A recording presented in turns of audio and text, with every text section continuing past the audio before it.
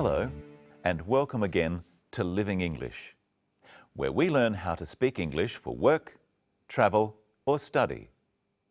In each program, we look at a short drama, then practice our English. So let's see today's episode of Sisters and Brothers. Remember, in the last episode, Anne arrived from Singapore. She met her business partner, Sarah. Now, she's checking in at her hotel.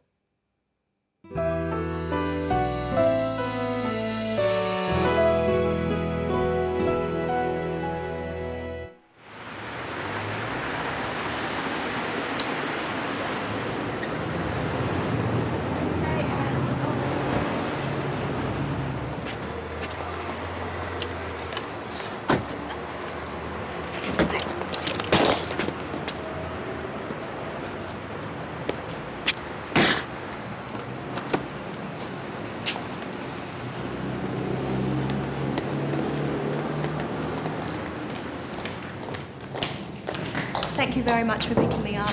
You're very welcome. You'll be all right here? Thanks, I'll be fine. And thank you, Mark, for helping with my heavy bag. Oh, don't mention it. All right then. Nice to meet you finally. I'll ring you tomorrow. Nice to meet you too. Goodbye. Good morning. Would you like to check in? Yes, please. And your name? Anne Lee? Yes. Could you just fill this out, please? How long will you be staying? 2 weeks. Are you here on business? Mainly business. Will you need a hire car? No, thank you. And will you need a map of the city? Maybe later. And will you want a newspaper in the morning? No, thank you. Okay. And how will you be paying, Ms. Lee? Credit card.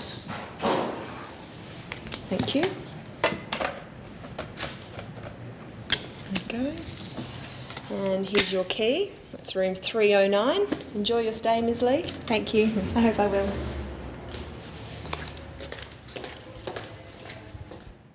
In that episode, we saw how to say thank you and how to reply. Let's have another look. Thank you very much for picking me up. You're very welcome. Anne says, thank you very much. This is a polite way of thanking someone. Try saying, thank you very much for picking me up with the clip. You're very welcome. Thank you very much for picking me up. You're very welcome. Sarah says in reply, you're very welcome. This is a polite reply. Try at home with the clip. Thank you very much for picking me up. Thank you very much for picking me up. You're very welcome. You're very welcome, or just you're welcome, is what we usually say when someone thanks us.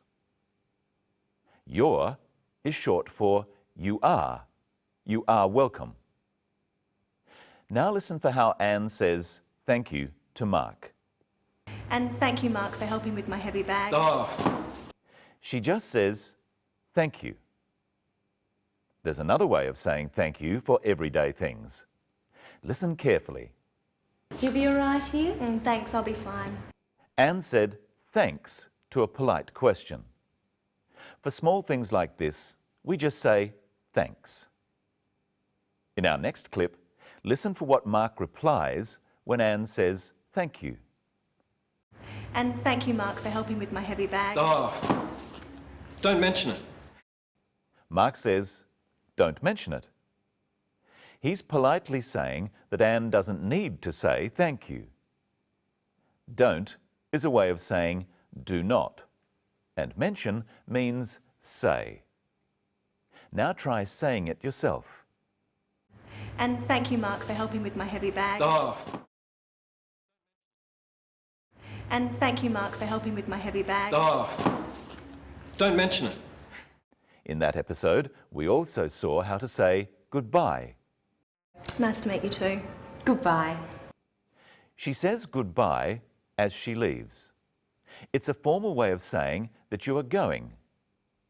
Practice saying goodbye with the clip. Nice to meet you too. Nice to meet you too. Goodbye. When you get to know someone a little better, you can say, "See you later."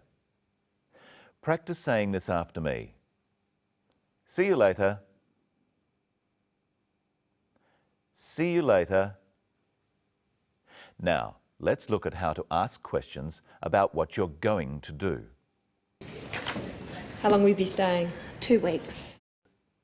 How long will you be staying? We use the word will to ask about the future. Now listen to another question that uses will to ask about the future. Listen carefully.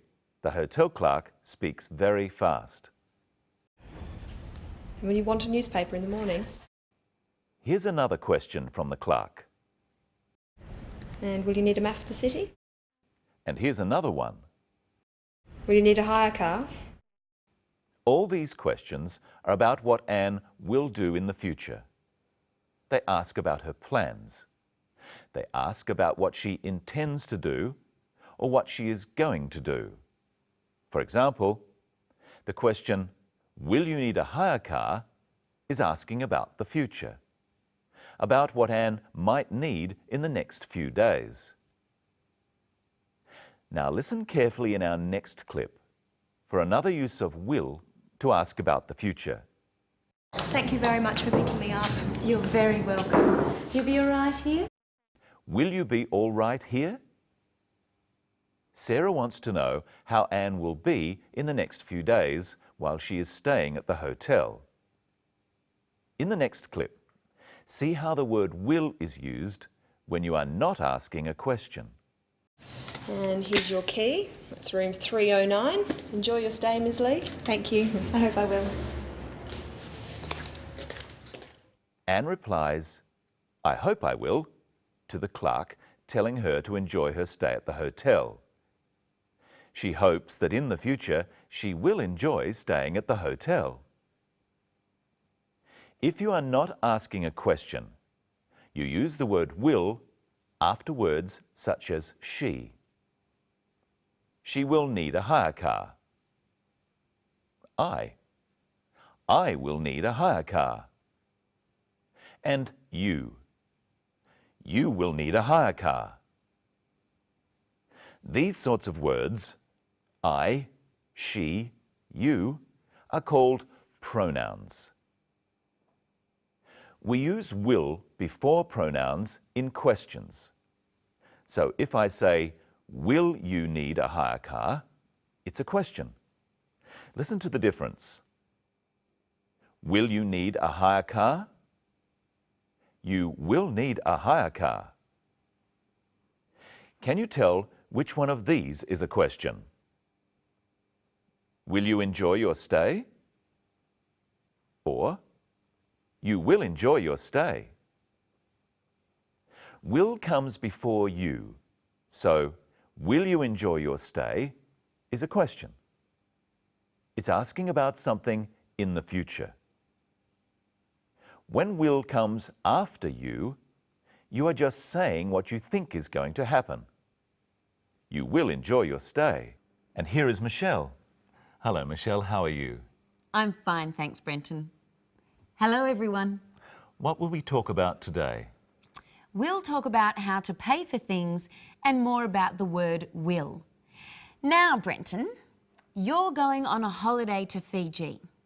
I am? Let's pretend. I've brought some things here.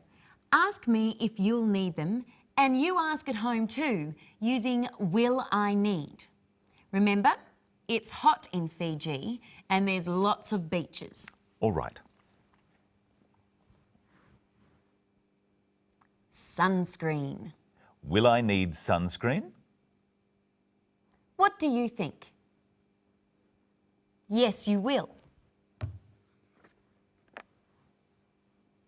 Traveller's checks. Will I need traveller's checks? Yes, you will. Sunglasses. Will I need sunglasses? Yes, you will. Teddy bear. Will I need a teddy bear? No, you won't. I might. Now you answer the questions. Will he need sunscreen? Yes, he will. Will he need sunglasses? Yes, he will. Will he need a teddy bear? No, he won't. Oh. Now, let's look at the scene where Anne pays for her hotel room. How does she pay? And how will you be paying, Ms. Lee? Credit card. Anne pays by credit card. How else can you pay for things? Well, you can pay in cash. So we say you pay by credit card or in cash. How else can you pay?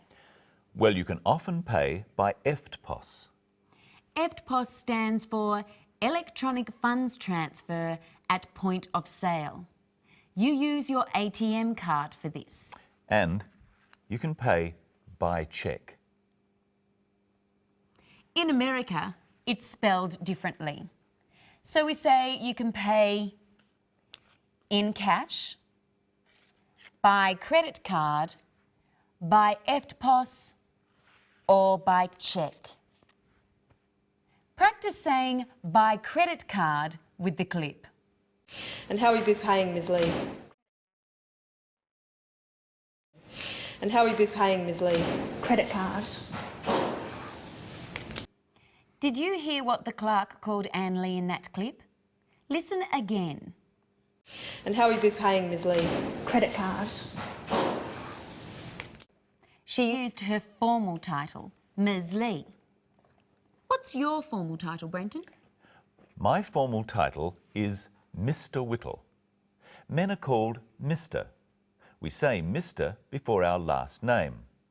My full name is Brenton Whittle, so I'm Mr. Whittle. So the Mark Taylor in our film is Mr. Taylor. Yes. And are you Ms. Crowden? I might be. I might not be. What do you mean? Women can be called Ms., Miss or Mrs. Well, they all sound like each other. Yes, but they're different. You can only be called Miss if you're not married and Mrs. if you are married. Are you a Miss or a Mrs.? I like to be called Ms. Any woman can be called Ms., just like any man can be called Mr. Practice these after me. Mr. Whittle. Mrs. Taylor. Miss Taylor. Ms. Lee. Have a go at saying Ms. Lee with the clip. And how will you be paying, Ms. Lee? Now it's time for a memory test. How are you going to pay? By credit card? By cheque? In cash? And I hope you'll watch our next program. We'll find out how to make appointments and about words to do with time. So until then, see you later.